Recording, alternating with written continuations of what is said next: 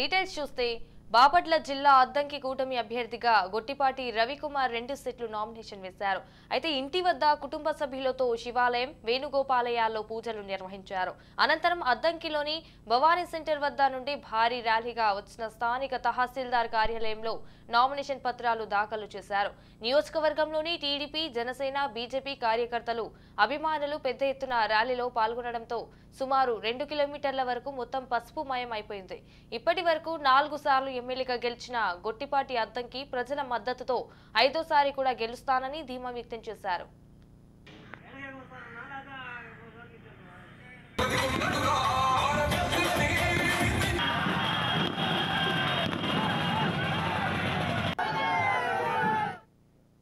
ఉమ్మడి అభ్యర్థిగా ఎన్డీఏ కూటమి అభ్యర్థిగా నిన్న వాళ్ళ నామినేషన్ వేయడం జరిగిందనమాట.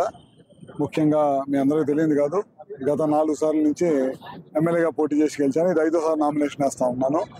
నా ప్రజలు, అద్దంకి ప్రజలు నమ్మకాన్ని ఏమాత్రం కూడా ఒమ్ము చేయకుండా ఖచ్చితంగా నిలబెట్టుకుంటాను. అదేవిధంగా నాతో పాటు ఇవాళ నామినేషన్లో వేలాదిగా వచ్చేసిన నియోజకవర్గ ప్రజలందరూ కూడా పేరు పేరున నా ధన్యవాదాలు తెలియజేసుకుంటూ, మా నాయకుడు చంద్రబాబు నాయుడు గారు, అదేవిధంగా పవన్ కళ్యాణ్ గారు, బీజేపీ నాయకులు, మోడీ గారు నాయకత్వంలో ఖచ్చితంగా రాబోయే రోజుల్లో ఆంధ్ర రాష్ట్రంలో చంద్రబాబు గారి నాయకత్వంలో ఖచ్చితంగా 175-160 సీట్లు కొడుతుంది. అట్లానే కేంద్రంలో కూడా ఎన్డీఏ పరిపాలన 400 సీట్లతో అక్కడ కూడా మోడీ గారు గెలుస్తున్నారు. రాబోయే రోజుల్లో